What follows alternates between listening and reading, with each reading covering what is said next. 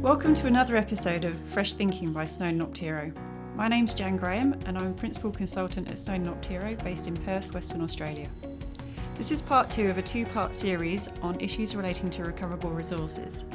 In the first part we talked about the concept of recoverable resources versus recoverable reserves, and in this part we're going to take a closer look at the localisation process and what we can actually do with the set of blocks that we get at the end of it.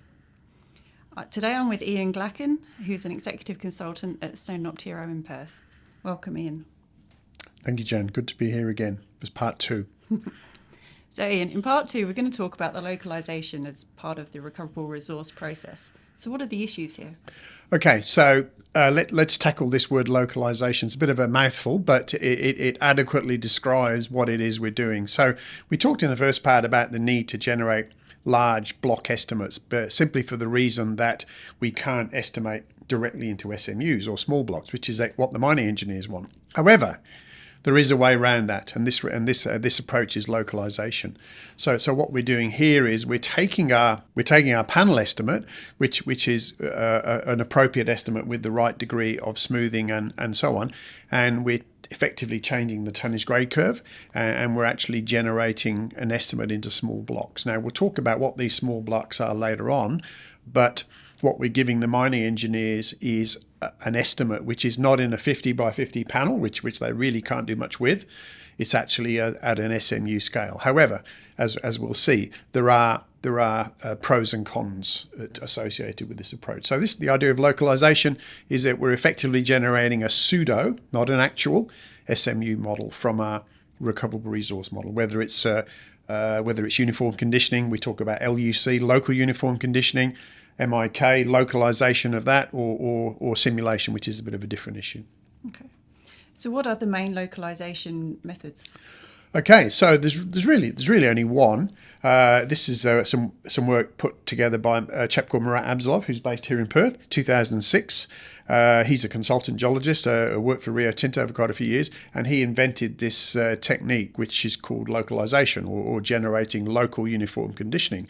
And it's a very smart idea. You know, if they were giving out Oscars for ideas, this would be an Oscar winner, absolutely certain. So the idea is that we generate we generate a model of the variability within a block, within a panel, based on SMUs. So while I said we can't estimate directly into the SMUs, what we do is we generate what's called a ranking estimate. Now, this ranking estimate at the SMU scale doesn't give us a block by block estimate. It gives us the trend of the information from low to high from throughout the panel. So we have a panel, 50 by 50, let's say. We have an SMU scale, which might be 10 by 10. In other words, we have 25 SMUs in the panel.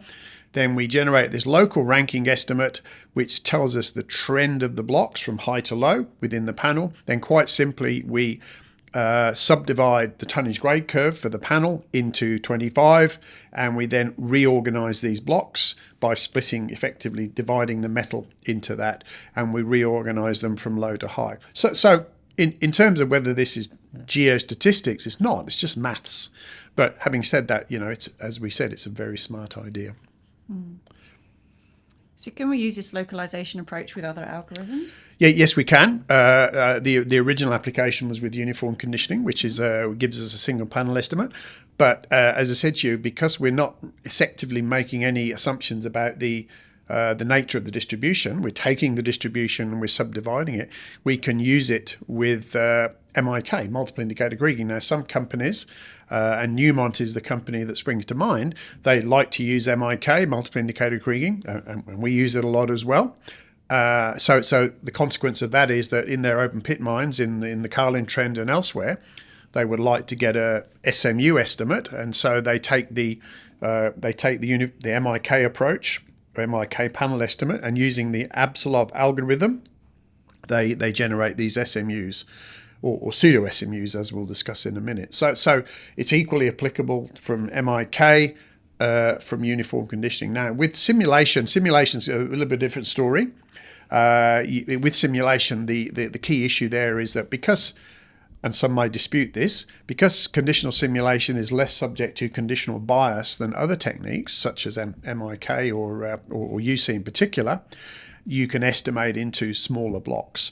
So what you can do with the simulation approach is to simulate, not estimate, simulate directly into the SMU. So that's not the same approach, but this classic localization method of Abzalov, it's applicable to uniform conditioning. It's also applicable to MIK. Now, what I would say, just as a note of caution, is that with a multiple indicator Krieg estimate, the estimate is actually at what's called the point scale. In other words, before we can do the localization, we need to do a change of support to the SMU scale. Now, we've talked about this in other podcasts, but it's just a word of warning.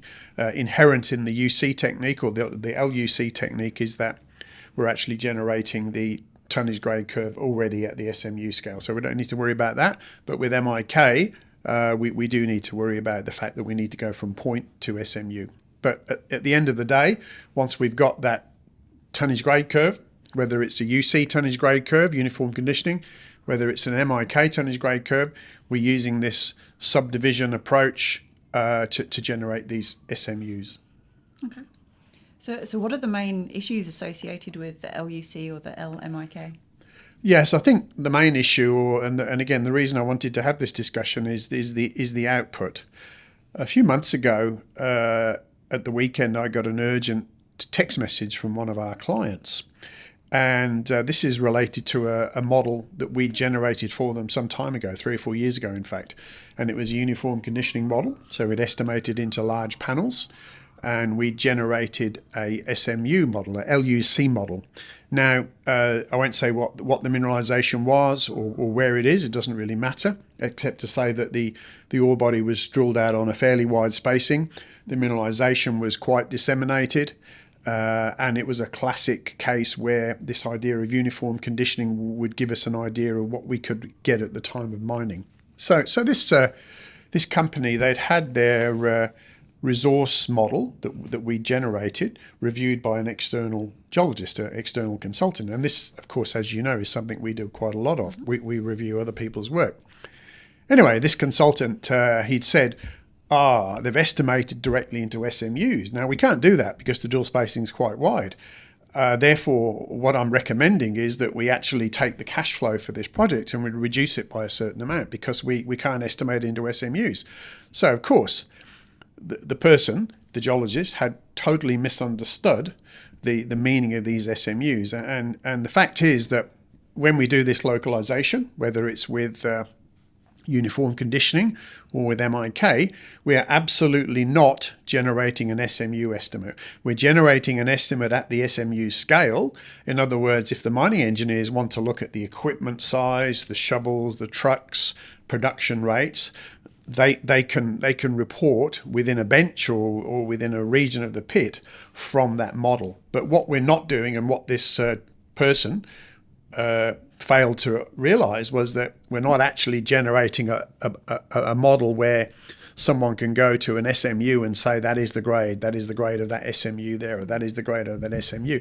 And in fact, as you know, if you ever look at a local uniform condition or a LMIK estimate, they look quite weird because of this estimate, the way it's used. So I want to make it absolutely clear that when we're generating an LUC, an LMIK estimate, we're absolutely not generating an SMU estimate. What we're doing is we're giving the engineers a model at the SMU scale, but they need to understand that they cannot go to a block by block basis and say this is the grade, but on a bench scale or a sub-bench scale, they can look at the equipment, they can look at the cutoff grade, they can look at the tons and grade, and they can plan their schedule and their equipment accordingly. So I think it's very important to say that while we're localizing it to the SMU, we're not generating an SMU estimate.